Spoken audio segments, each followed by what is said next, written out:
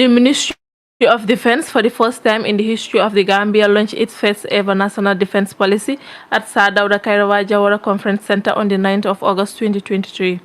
The August gathering was presided over by the President of the Republic of the Gambia and the Commander-in-Chief of the Gambia Armed Forces, His Excellency President Adama Barrow.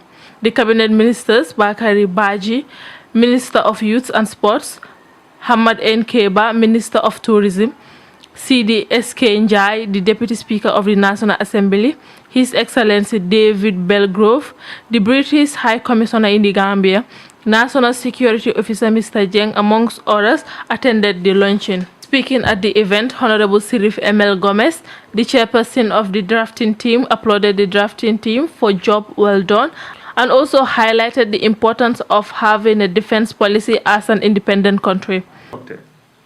We applaud the confidence, trust, patience, and tremendous support you and the ministry provided us throughout this journey.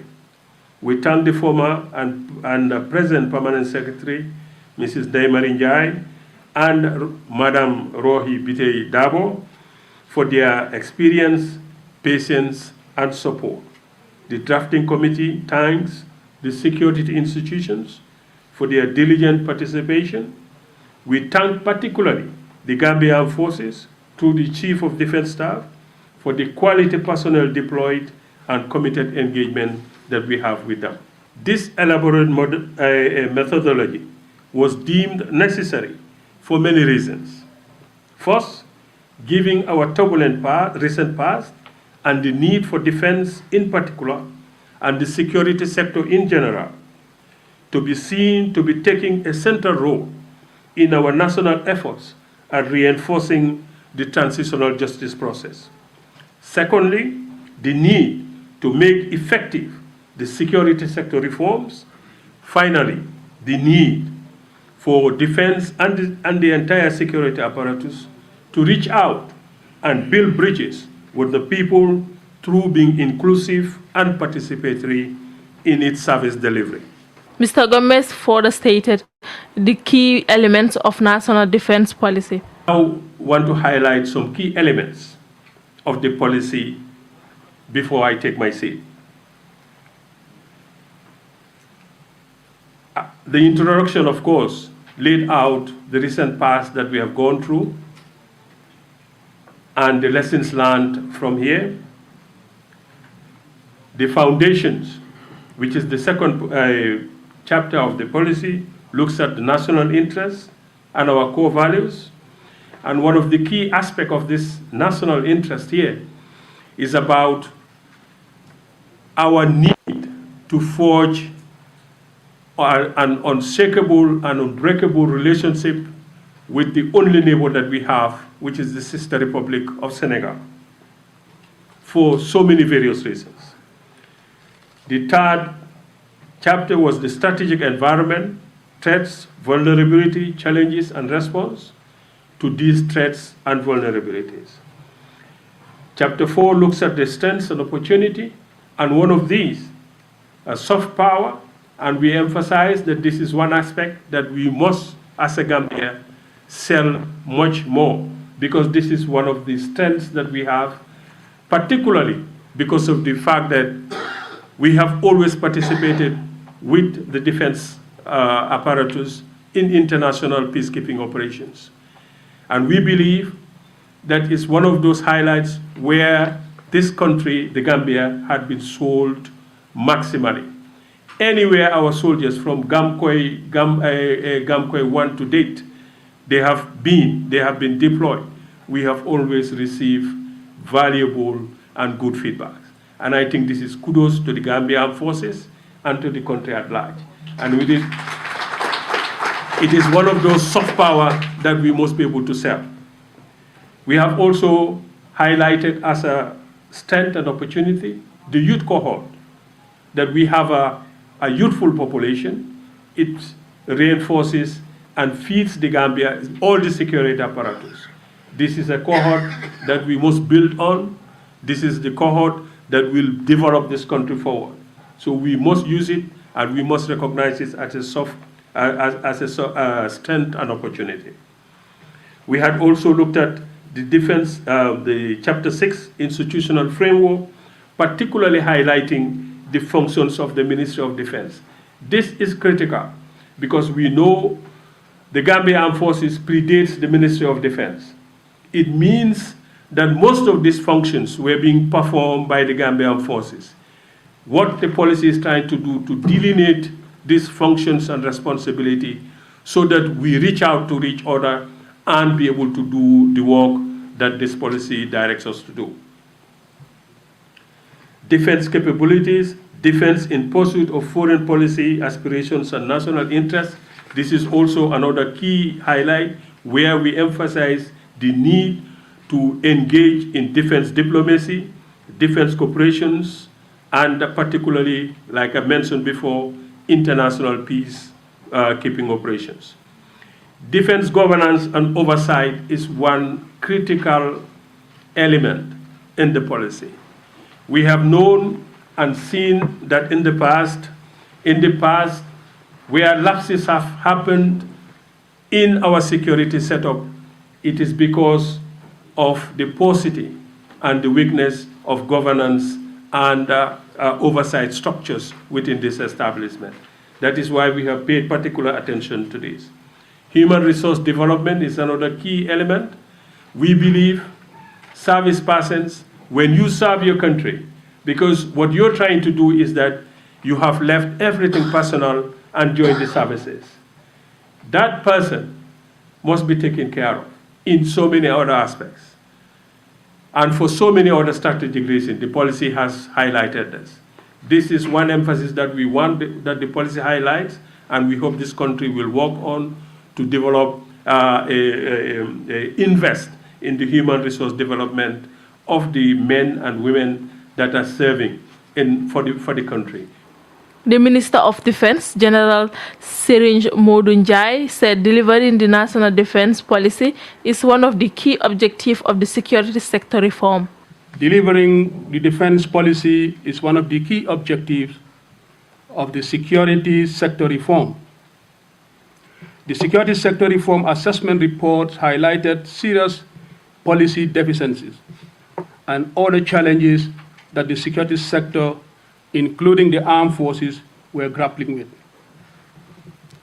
The national defense policy clearly set out the Gambia's expectation and aspiration for defense. Our national defense requires every citizen to be aware of our national approach to defend, provide effective defense of the country, to deter aggression, and to support the socio-economic programs of the government, as well as to promote regional and international peace and security. The policy reaffirms in a clear and concise manner the subordination of the armed forces to civil authority.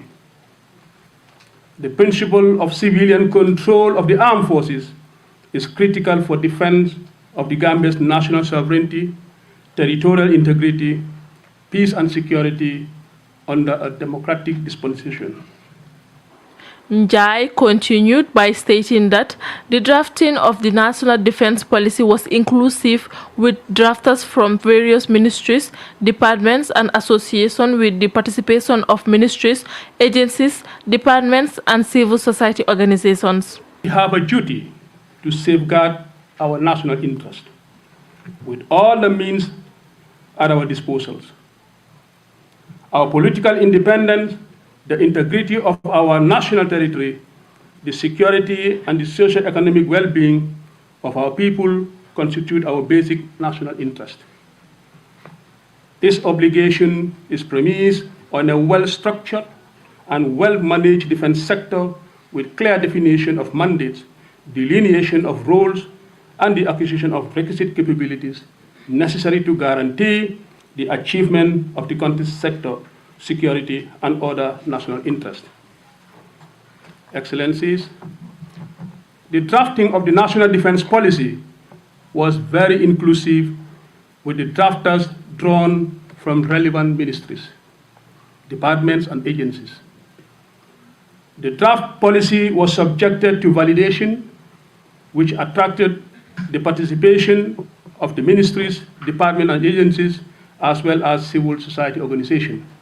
Presiding over the launching, the President of the Republic of the Gambia and the Commander-in-Chief of the Armed Forces, President Adam Barrow, giving his remark, disclosed that in 2017, he made a call for assessment of the security sector for the purpose of analyzing the existing opportunities and challenges that needs to be addressed.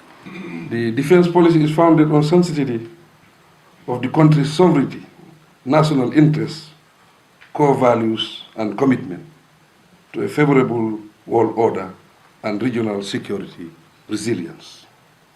Ladies and gentlemen, as you may recall, in 2017, when I took over as president of this country, I made a call for an assessment of the security sector.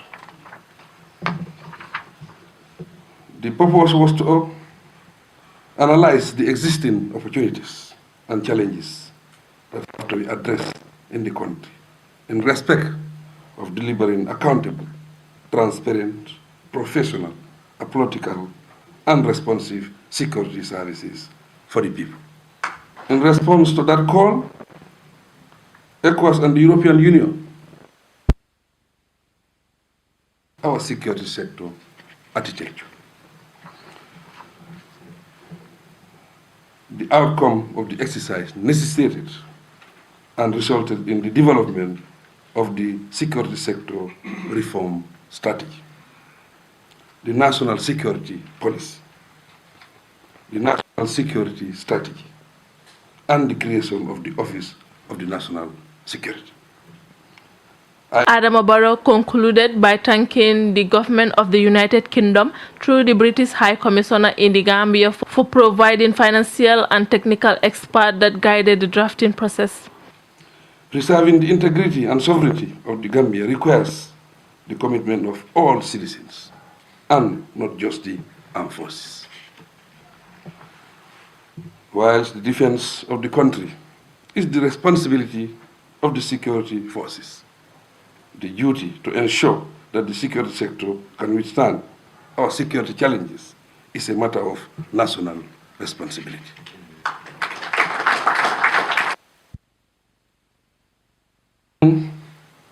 I most sincerely thank the government of the United Kingdom, through the British High Commission in the Gambia, for not only providing financial support to develop the policy document, but also providing a technical expert to guide the drafting process. High Commissioner, thank you. The defense policy consists 38 pages and over 12,700 words.